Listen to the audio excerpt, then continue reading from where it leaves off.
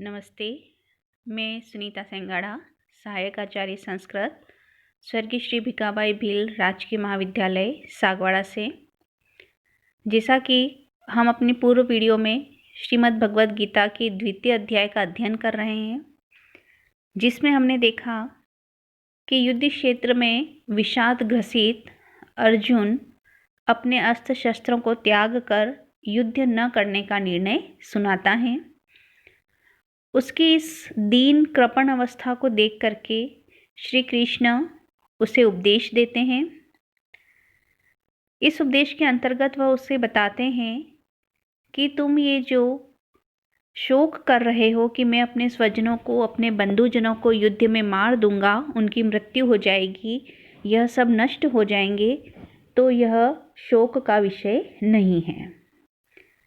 उसे आत्म तत्व का ज्ञान देते हुए श्री कृष्ण कहते हैं कि देह में निवास करने वाली जो देही है, आत्मा है, यह नित्य है, सत है और इसका कभी भी विनाश नहीं होता है।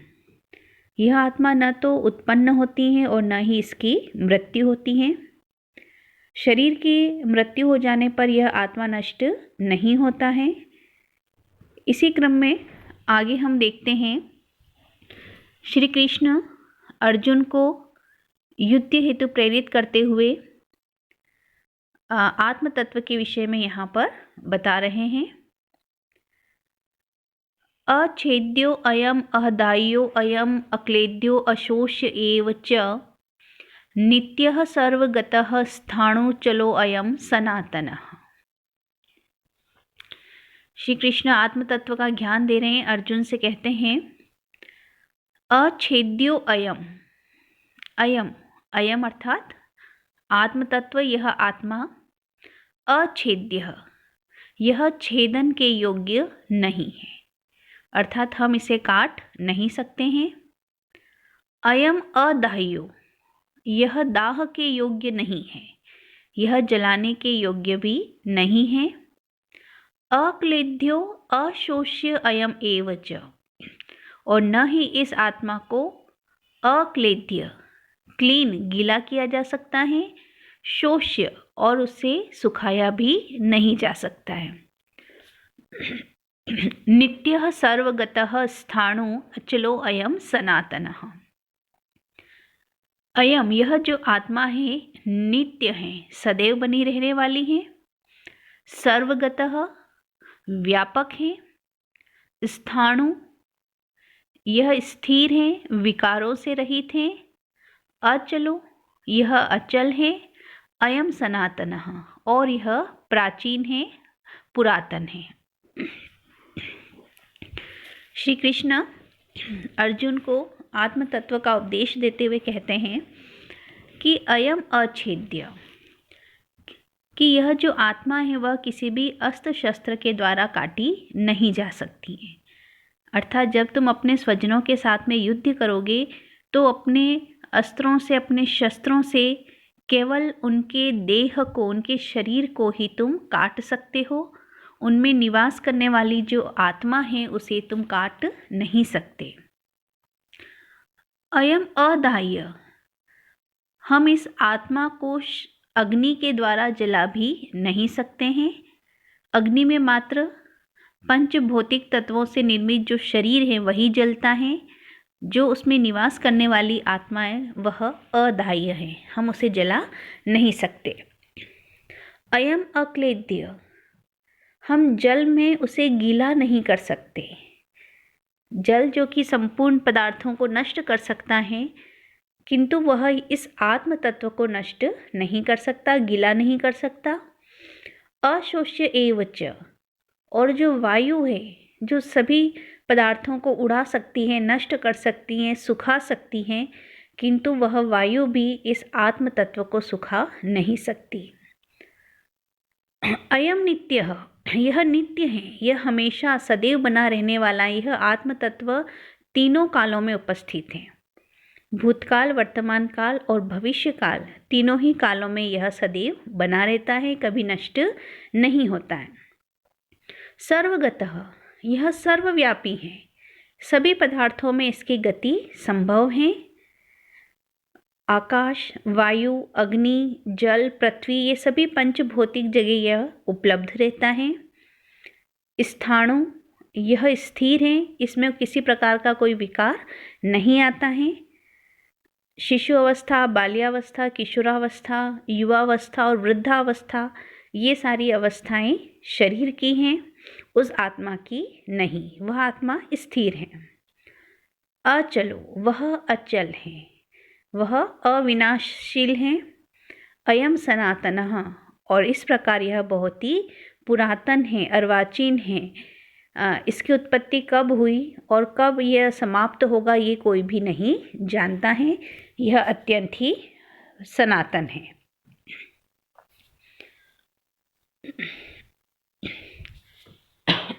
आगे कहते हैं, अव्यक्तो अयम अचिन्त्यो अयम अविकार्यो अयम उच्यते तस्माद् एवं विदित्व एनम नानुशोचितुम अर्हसि। श्री कृष्ण पुनः अर्जुन को समझा रहे हैं, ध्यान देते हुए कहते हैं, अयम अव्यक्त, अयम यह जो आत्मा है अव्यक्त है। अचिंत्यो अयम, यह चिंतन से रहित है। अविकार्यो अयम उच्यते, और उसे विकार से रहित भी कहा जाता है। तस्माद् एवं विदित्व एनम, और इसीलिए इस एनम, इस आत्मा को एवं विदित्व, ऐसा जान करके, उस आत्मा की ऐसी विशेषताओं को जान करके, न अनुशोचितुम अर्हसि, तुम शोक करने के योग्य नहीं हो। अर्थात तुम्हें इस आत्म तत्व के विषय में शोक नहीं करना चाहिए। कारण बताते हुए यहाँ पे कह रहे हैं, अयम अव्यक्त, यह आत्मा अव्यक्त है। जब हमारे शारीरिक इंद्रियों का संयोग विषयों के साथ होता है तो विभिन्न पदार्थ व्यक्त होते हैं, प्रत्यक्ष होते हैं हमारे समक्ष, किंतु यह जो आत्मा है उससे इंद्रियों का संयोग होना संभव नहीं है, और इसीलिए यह हमारी बुद्धि के लिए अव्यक्त होते हैं, परोक्ष होती है। हम इसे अपनी इंद्रियों के द्वारा प्राप्त नहीं कर सकते। अयम अचिंत्य, यह आत्मा चिंतन से रहित है। जिसका हमने प्रत्यक्ष अनुभव नहीं किया है, हम उसका चिंतन भी नहीं कर सकते हैं कि आत्मा का क्या स्वरूप है, कैसी दिखती हैं, तो ये हमारे चिंतन का विषय नहीं है। अयम अविकार्यो, और यह विकार से रहित हैं, परिवर्तन से रहित हैं। यह सदैव एक समान बनी रहती हैं, उसमें कहीं कोई विकार उत्पन्न नहीं होता है। तो तस्माद, तो इन सभी कारणों को, उस आत्म तत्व की इन विशेषताओं को जान करके, विदित्वा न अनुशोचितुम अर्हसि, तुम्हें इस विषय में कोई शोक नहीं करना चाहिए कि मेरे द्वारा युद्ध करने पर ये समस्त परिजन बंधुजन नष्ट हो जाएंगे, कुल का विनाश हो जाएगा, तो तुम्हें इस प्रकार से शोक करना नहीं चाहिए। यह आत्मा अव्यक्त है, हम अपनी सामान्य इंद्रियों से इसको नहीं समझ सकते। जिसका हमने प्रत्यक्ष अनुभव नहीं किया है तो अचिंत्य, हम उसका चिंतन भी नहीं कर सकते, और अविकार्य, इसमें किसी प्रकार का कोई विकार भी उत्पन्न नहीं होता है। फिर आगे कहते हैं, जातस्य हि ध्रुवो मृत्यु ध्रुवम जन्म मृतस्य च तस्माद् अपरिहार्यर्थे न त्वं शोचितुम अर्हसि। फिर अर्जुन को आत्मज्ञान प्रदान करते हुए श्री कृष्ण कहते हैं, जातस्य हि ध्रुवो मृत्यु ध्रुवम जन्म मृतस्य च। जात, जिसका जन्म हुआ है, मृत्यु ध्रुवो, उसकी मृत्यु ध्रुवम निश्चित है। मृतस्य च जन्म ध्रुवम, और जो मृत हैं, जिसकी मृत्यु हो चुकी है, उसका जन्म लेना भी ध्रुवम निश्चित है। यहाँ पुनर्जन्म की बात कर रहे हैं। कि जो उत्पन्न हुआ है, जिस प्राणी ने जन्म लिया है, एक न एक दिन उसकी मृत्यु होना निश्चित है, अपरिहार्य है, और जिसकी मृत्यु हुई है उसका पुनर्जन्म होना भी निश्चित है। तस्माद् अपरिहार्ये अर्थे न त्वं शोचितुम् अर्हसि। तो इसलिए अपरिहार्य, जिसका तुम परिहार नहीं कर सकते, जिसका तुम कोई समाधान नहीं कर सकते, जो तुम्हारे अधिकार क्षेत्र में नहीं है, ऐसे इस विषय में त्वं न शोचितुम् अर्हसि, तुम्हें शोक नहीं करना चाहिए। श्री कृष्ण अर्जुन को पुनर्जन्म के विषय में कह रहे हैं कि हे अर्जुन, तुम सोच रहे हो कि जो बंधुजन हैं युद्ध में जिनकी मृत्यु हो जाएगी तो ये सब नष्ट हो जाएंगे, मैं भविष्य में इनको नहीं देख पाऊंगा, ये संपूर्ण स्वजन परिजन मेरे जो कुल हैं वह नष्ट हो जाएगा। तो उसी बात को यह पुनर्जन्म सिद्धांत से अर्जुन को समझाना चाहते हैं कि हे अर्जुन, जातस्य, जो भी उत्पन्न हुए हैं, जितने भी प्राणी हैं, मृत्यु ध्रुवम, उनकी मृत्यु होना निश्चित है। यदि तुम अपने इन स्वजनों को युद्ध में नहीं मारते हो तब भी वृद्धावस्था से अथवा किसी बीमारी के द्वारा एक समय के बाद इनकी मृत्यु होना निश्चित है, ये नष्ट अवश्य होंगे। मृतस्य, और जिनकी मृत्यु हो जाती है, जन्म ध्रुवम, उनका पुनर्जन्म भी होता है कि इनके शरीर में जब इनका शरीर नष्ट हो जाएगा तो इसमें निवास करने वाली जो आत्मा है वह अन्य शरीर को धारण कर लेगी और इस प्रकार से उसका फिर से पुनर्जन्म हो जाएगा। तस्माद् अपरिहार्ये अर्थे, तो ये जो जन्म मृत्यु का निरंतर जो चक्र है, जो तुम्हारे अधिकार क्षेत्र में नहीं है, न तो तुम किसी की मृत्यु को रोक सकते हो और न तुम किसी के जन्म को रोक सकते हो, तो इस प्रकार जो अधिकार क्षेत्र में नहीं है, तो इस विषय में न शोचितुम् अर्हसि, तुम्हें कोई शोक भी नहीं करना चाहिए कि किसी न किसी समय ये सभी बंधुजन स्वजन उनकी मृत्यु होना निश्चित है। तो अगर ये युद्ध क्षेत्र में इनकी मृत्यु हो जाती है तो तुम्हें उनके प्रति शोक नहीं करना चाहिए।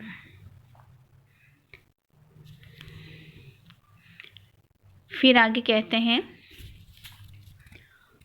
अव्यक्त आदीनि भूतानि व्यक्त मध्यानि भारत, अव्यक्त निधनान्य एव तत्र का परिवेदना।